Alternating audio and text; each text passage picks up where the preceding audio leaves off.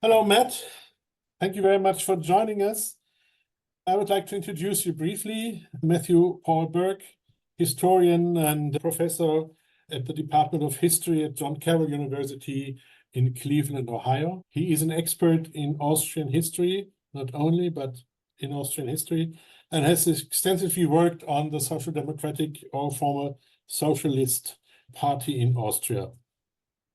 Matt, we are having a conference on the transformation in Austria from a socialist rule to a democratic rule, the re-establishment or the establishment of the Second Republic. Can you explain a little bit about this SPÖ, the Socialist Party, as an anti-fascist democratic party before this, and this in contrast to the Communist Party, which was anti-fascist too, and the Fatherland Front, which was to a certain extent anti-fascist too, at least when it comes to the National Socialist. Matt, please. Thank you, Stefan. Happy to be able to participate in this very interesting event. I wish I was there in person, but this will have to do. Yes, so as far as the Austrian Social Democratic tradition prior to the Anschluss is concerned, fundamentally from its founding in the 1880s, the Austrian Social Democratic Party committed itself to the democratic process as we understand it today in Europe, and we're struggling to still find it so today in the United States, namely fundamental rights of the citizen, participation, protection under the law. And for the Social Democrats, that meant finding the balancing point between a legal path to transforming society without thinking of themselves as being reformist, which was an accusation leveled against them, mainly that they were strictly about change to the ballot box. Because the Social Democrats, through their rather extensive ancillary organizations, were committed to trying to educate their constituents and would-be constituents to understand new ways of appreciating participation, enrichment, working class culture, to better prepare the people to be revolutionary arbiters of a new Austrian society, albeit within democratic parameters. This was quite different, of course, from the communists, as you alluded to earlier. Indeed, the communists were an anti-fascist party, as we see fascism emerge after World War I, first in Italy, but also in other parts of Europe, culminating in, of course, Germany and Austria, I would argue. But the communists were, in that sort of Stalinist tradition, proponents of, I guess, what you call democratic centralism, that the party knew what was best for the people, and the party signaled how it wanted its constituents, its supporters to follow a particular line, and the people were expected to fall in line, which meant voting a certain way as long as elections were part of the process, but also supporting plans for economic transformation, cultural transformation, and so on. But I think fundamentally, and the way I'll wrap this up, is that the Austrian communists, like their sister parties elsewhere, certainly in Central and Eastern Europe, maybe a little less so in Western Europe, were convinced that the party was, in a particularly paternalistic way, all-knowing, and therefore democracy, as it was understood in liberal or social democratic terms, was decadent, was bourgeois, wasn't going to transform society. The final point that you'd asked about was the Fatherland Front, which was, as some of our listeners will know, had been a grouping of right-wing to far right-wing parties that favored a sort of Catholic corporatist understanding of how Austrian society would be organized. At its mildest, a kind of benevolent authoritarianism, looking after the interests of the people. At the more extreme, a more strident authoritarianism, one thinks of the adage in English that if you're going to transform society, you can't pull any punches. In other words, you can't make an omelet without breaking eggs. Yeah. Yeah. Thank you very much. Coming to the March 38 and what was called the Anschluss, the Social Democratic were pushed and forced into exile even before they joined the ranks of resistance. On the other hand, leading members of the party welcomed the Anschluss. Can you elaborate on this a little bit? Yeah, but as for the last point, the leading figures in the party, one thinks, for example, of Karl Renner. They welcomed the Anschluss indeed, but it wasn't that they were pro-Nazi. They saw this almost as a kind of historical fatalism, that the necessity of Austria and Germany merging after 1918, 1919, which had been denied, was now happening as of March 1938, although under circumstances that they did not like. They envisioned, I think naively, that under those new greater German circumstances, there might be a new energy to transform resistance to the Nazis in the direction of a democratic socialist society. That's wishful thinking, of course, because their German compatriots had been living in exile, in prison, or in silence under the Nazis since 1933. But yeah, that's that. Others went into exile, as you point out. One thinks of people like Bruno Kreisky, one thinks about Oskar Pollack, one thinks about Josef Buttinger, some others who went to Scandinavia or the UK or to the US, many of whom remained there even after the war ended. Some didn't come back at all, others did. We can talk about that a bit later. But to round off your question, the Social Democrats did engage in resistance, but they weren't the primary force engaged in resistance. One has to acknowledge that the communists were much more actively involved in resistance to the Austro-fascists and the Nazis, for instance, between 34 and 38. After the Nazis absorbed Austria, the communists remained the larger force in resistance. That's not to discount that there were Social Democrats active or that there were Catholic conservatives who were active. Many Social Democrats tried to make their peace with the new regime and carry on with their lives. People got married, people had children, people went to work, people benefited from the regime as citizens of the new Reich, as long as there were benefits to be had and as long as people didn't engage in resistance. And that was a path of least resistance for many people. So the support to the Anschluss was more result of the failed nation building of the First Republic.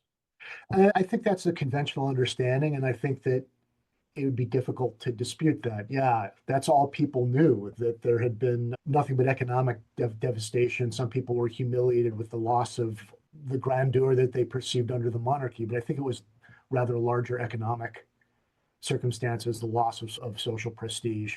Yeah, and the Anschluss for many seemed to offer a way out. Okay. When we come to April 1945, all of a sudden, the remaining representatives of the Socialist Party found themselves as part of a new formed government. Henner, you mentioned him, was handpicked again by Stalin to head the government. Yet we don't talk now about the Allied agreement or US reservations to this first provisional government, but finding themselves in government responsibility to build up a devastated society and country. What was their plan to deal with those who had been perpetrators or had been active as Nazi party members? Yeah, as you well know, there were deep discussions within the provisional coalition government and then the coalition government after the November of 1945 elections as to how to deal with those who had either joined the Nazi Party or had become member applicants to join the Nazi Party. And all three parties shared the goal of this reconstruction of a vibrant Austria capable of standing on its own two feet. But what precisely would happen with those Nazis remained an open question. If Stalin said something to the effect with respect to Germany, but I think it's transferable to Austria. Governments come and go, political parties come and go, but the people remain the same. So the implication there might be, for our understanding, that you punish the significant leaders in the Nazi Party, significant figures in the Nazi Party, and you re-educate the public. The Catholic conservatives had their own variation on that theme, as did the Social Democrats.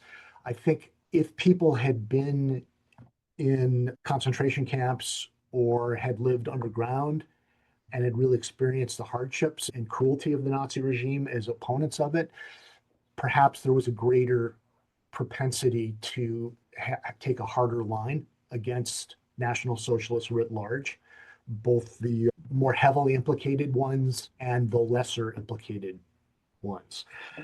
But the parties themselves came to an agreement in the first denazification law that they would look at the more severely implicated people and remove them from positions of governmental responsibility, but also responsibilities in economy and society. For instance, they were prohibited from practicing law, serving as bankers, serving as heads of major industrial concerns.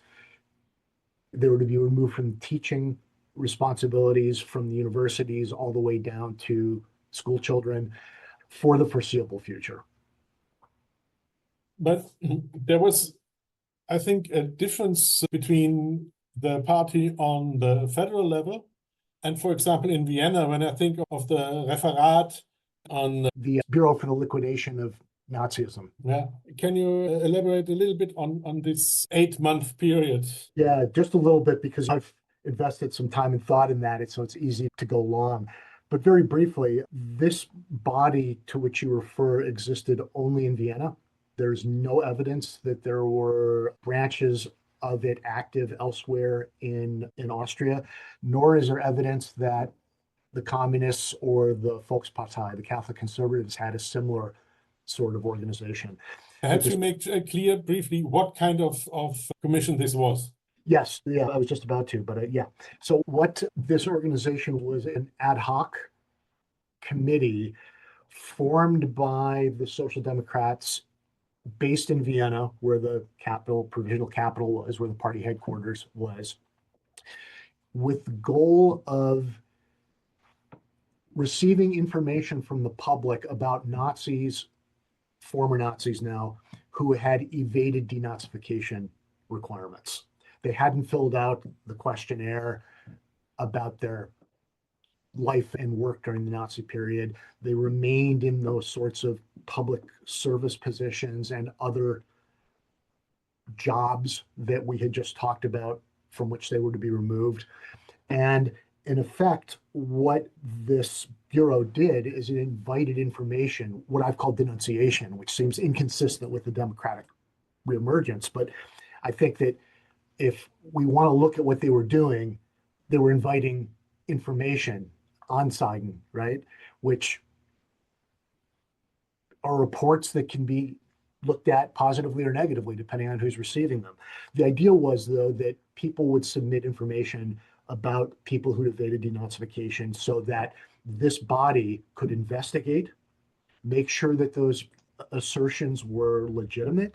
If they were not legitimate, the information was not accurate, the party just said, the Bureau said, sorry, this is not actionable. If it did prove legitimate, this Bureau had no executive authority on its own accord. It then passed that information to the Austrian State Police to take action, arrests, removal from positions. They shared that information with the housing office in Vienna, with other agencies, so that people might be removed from public housing that they shouldn't have had access to jobs that they shouldn't have had access to. Time is running. Let us come to the second elections and the Second Republic and the campaign to 1949, when checked almost 900,000 people who had been banned from voting in the 1945 elections because of their Nazi affiliations. Not talking about those who had been still as prisoners of war or DPs or whatever, or in exile. So there were 900,000, almost 900,000 new votes on the market when they were allowed to take part in the 1949 elections. What was the position of the Social Democratic Party towards these former Nazis during the campaign and the election? I think, to put it very simply, it was a pragmatic solution. These were people who had been reenfranchised. They were going to vote in one fashion or other. And rather than see those votes snatched up by their political rivals to the left or to the right, the Austrian Social Democrats made a concerted effort to win those voters for themselves. Clearly, the law gave those former Nazis, who were not the worst of the worst. Those people had to wait till the late 1950s to be reintegrated. But the argument was, if these people had the right to vote, the right to hold positions in economy, to teach and so on, once again, we would be foolish from that pragmatic perspective not to reintegrate them, but also there was a recognition that the energy of those people was necessary for the next phase of reconstruction. So it is pragmatism, and it's partly what you mentioned earlier, denazification and education. But Yeah. is it, yeah? Yeah, no, please go ahead. Yeah, but is it only these pragmatism and these being forced to run a state where the judiciary that has been to 90% Nazi party members, or with the police force that has been to a 90% Nazi party? Isn't it that, I hate to quote Stalin, but the quote was very clear. Yeah, parties are there and go, governments come and go, but people remain, and the Nazis remained, and anti-Semitism remained too. Mm-hmm. And there was some kind of perhaps tradition of anti-Semitism in the Austrian party. And in addition to this, they were reluctant to call back those who had been forced for political and racist reasons to leave the country. Mm-hmm. No, you're absolutely right about that. We see that as early as 1945, when certainly some leading members of the Social Democratic Party organization at the federal level, one thinks of Oskar Helmer, the Minister of the Interior, who was, I wouldn't call him a rabid anti-Semite, but he was known to be an anti-Semite, was reluctant to encourage people to come back from exile. He couldn't forbid them, but he was reluctant to encourage them. And there were others in the party who understood this for different reasons. I think, to whom we've referred, Adolf Schaff, who was the head of the party and the vice chancellor, were concerned lest the SPÖ be understood as a Jewish party in the eyes of the public by encouraging people to come back who had been party comrades in good standing, but Jewish, who had fled. Yeah. This, I think, is, for the Social Democrats, is very problematic, because to take the position that you stand on democracy, that you stand on the dignity of the individual, but to recognize, either pragmatically or to be more negative, to pander to those concerns with the streaks of that anti-Semitism that flirt with that far right, was not a shining moment for them. It's easy for us, generations removed, to talk about what they could have done and should have done. And I'm not saying that we must refrain from doing that because we have the virtue of hindsight.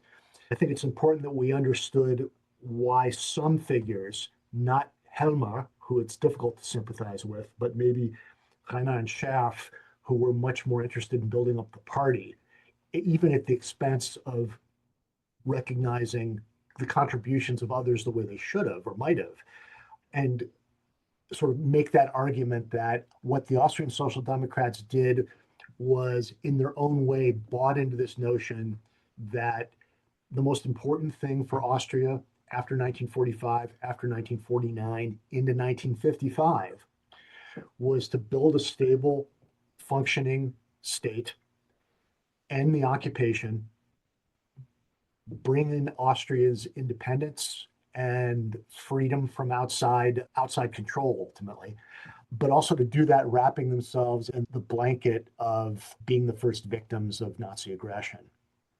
Yeah. Thank you very much. We are almost at the end, and the most difficult question always comes as last. Can you wrap this up into 3, 4 sentences and highlight what you think is most important? Yeah. So, once my caveat is I say this as an historian rather than as a sociologist or as a political scientist. And I'll repeat what I said earlier. In hindsight, we might know what we would have liked to have seen. We have a moral compass when we look at what happened through the middle part of the century in all the regions that you'll be talking about over the 2 days of the workshop. Yet at the same time, we need to understand the challenges of democratic capacity building under a variety of different kinds of challenges. The Austrian challenge would be different from the Italian challenge, from the German challenge, from the Spanish challenge, eventually. Yeah. And perhaps understanding those challenges could make us more attentive when new challenges emerge on the horizon. They won't be the same thing, but we can be more informed about how we point out what the potential implications can be. Yeah, thank you very much. This is exactly what we will talk about in the course of the project for the next 24 months. Matt, thank you very much for your time and for your effort, and hope to see you in person pretty soon.